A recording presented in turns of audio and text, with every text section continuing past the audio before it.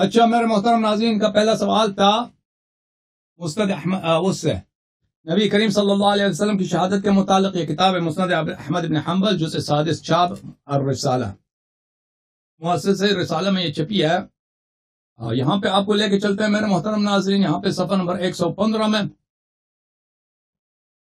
صفحہ نمبر 115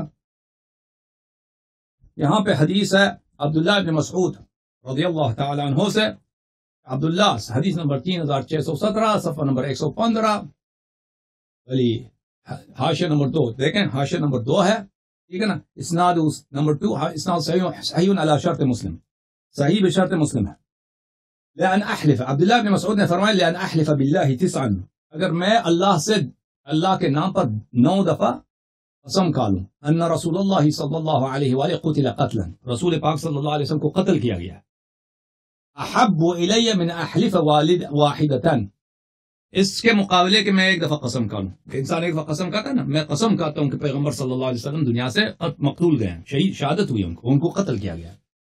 ایک دفعہ قسم کھاؤں نہیں، میں 9 دفعہ قسم کھاؤں اسی بات پر، یہ مجھے زیادہ پسند ہے کہ ایک دفعہ قسم نہ کہوں، 9 دفعہ قسم کھاؤں،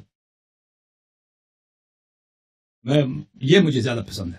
تو یہ کہ واضح بات ہے، عبداللہ بن مسعود جو اتنے جلیل القدر صحابی ہیں، وہ کہہ رہے ہیں کہ پیغمبر صلی اللہ علیہ وسلم شہید ہوئے، میں قسم کھاتا ہوں، ایک دفعہ نہیں 9 دفعہ قسم کھاتا ہوں، 9 دفعہ قسم کھاتا ہوں. وذلك بأن الله عز وجل اتخذه نبيا وجعله شهيدا، اللہ نے ان کو نبی بنایا، ان کو شہادت کا درجہ دیا، ٹھیک ہے نا. نبی صلی اللہ علیہ وسلم دنیا سے شہید گئے.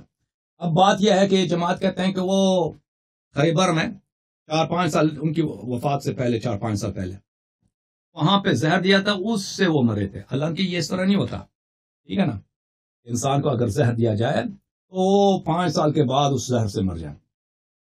نبی صلی اللہ علیہ وسلم وہ لقمہ کھایا ہی نہیں تھا. وہ اس میں معجزہ یہی ہے کہ ایک عورت تھی، یہودن تھی، اس نے گوشت پکایا، گوشت کی ران جو ہے اس کو پکایا، اس کو روسٹ کیا، اس میں زہر ڈالا ہے. تو اس نے رسول صلی اللہ علیہ وسلم کو پیش کیا. وہاں پہ ایک صحابی بیٹھا تھا، اس نے کھایا، وہ اسی وقت مرا تھا، اس نے منہ میں رکھا ہی مر گیا تھا. تو رسول پاک صلی اللہ علیہ وسلم نے فرمایا کہ یہ مجھے شہادت دے رہا ہے کہ مجھ میں زہر ہے، مجھے نہ کھاؤ. تو یہ رسول پاک صلی اللہ علیہ وسلم کی اخبار غیب میں سے ہے کہ انہوں نے کہا تھا کہ مجھے یہ خود کہہ رہا ہے کہ مجھے نہ کھاؤ. انہوں نے اس نے کھایا بھی نہیں تھا اس میں سے. یہ ان کے وہ پہیا ان کے معجزات میں سے، ٹھیک ہے نا. تو جس نے کھایا تھا وہ اسی وقت مرا تھا. زہر اس طرح نہیں ہوتا کہ ابھی آپ کھا لیں پھر ٹھیک ٹھاک ہیں، پھر ابھی وہ 9 سال 4-5 سال کے بعد.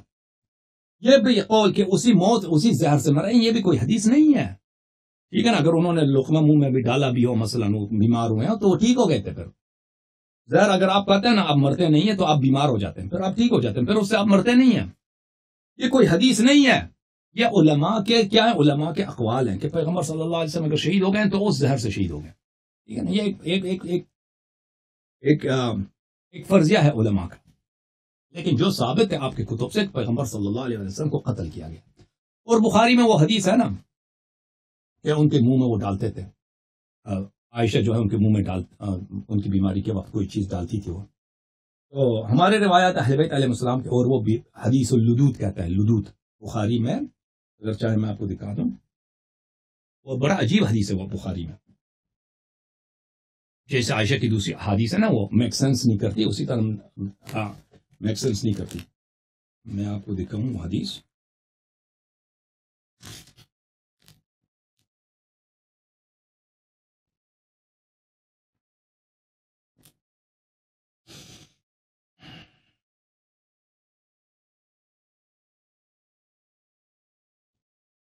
یہ بخاری ہے عزیزو، بخاری کتاب دار احیاء التراث العربی، ٹھیک ہے نا. یہاں پر کتاب المغازی میں حدیث نمبر ہے 4658. عائشہ نے کہا لددناہ فی مرضہ فیجعل یشیر الینا ان لا تلدونی، ہم نے ان کی منہ میں، لدود بولتے ہیں کسی کے منہ میں دوائی ڈالنا، کسی منہ کے منہ میں ڈال دینا، جیسے بچے کے منہ میں وہ نہیں کھانا چاہ رہا آپ ڈال دیتے نا. ہم نے ان کے منہ میں دوائی ڈال دی. تو انہوں نے اشارہ کرنا کہ اپنا پیغمبر صلی اللہ علیہ وسلم بیمار ہیں، بول نہیں کر سکتے، اشارہ کرتے ہیں کہ مجھے نہ دیا کرو، میرے منہ میں نہ ڈالو. اچھا فقلنا کراہیت المریض للدوا، ہم نے کہا اس کی پرواہ نہیں ہے، ان کو دوا ان کا کیا سننا، مریض بیمار جو آدمی ہے اس کو دوا پسند نہیں ہوتی، تلخ ہے اس لیے، جیسے کہ کوئی بچہ ہے، پیغمبر کا حکم ہر حالت میں واجب الاتباع، اگر وہ کہہ رہے ہیں کہ مجھے نہ دو تو نہیں دینا چاہیے، ہم نے زبردستی ان کو کھلا دیا۔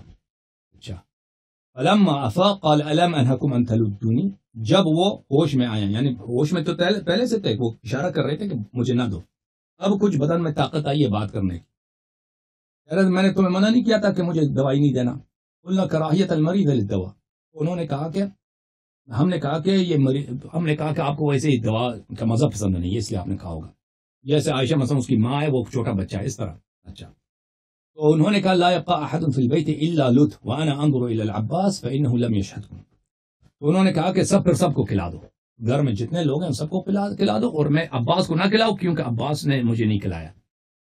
تو یہ بہت عجیب جملہ ہے، ٹھیک ہے نا، کہ نبی صلی اللہ علیہ وسلم اگر دوائی ہے، دوائی کی بات ہے، وہ منع نہیں کرتے کہ مجھے دوائی نہ کھلاؤ، یہ تو ہو ہی نہیں سکتا، ٹھیک ہے نا۔ تو ایسا کوئی پھر یہ جملہ بڑا عجیب ہے، اس سے زیادہ عجیب ہے کہ گھر والوں سب کو تم اب دوائی دے دو۔ اب سب اگر یہ واقعا دوائی ہے تو گھر میں مثلا ابو بکر بیٹھا ہے، عمر بیٹھا ہے، جن لوگوں نے پیغمبر صلی اللہ علیہ وسلم کو زبردستی کچھ کھلایا اور اس کے بعد وہ وفات ہو گئی ان کی، ٹھیک ہے نا۔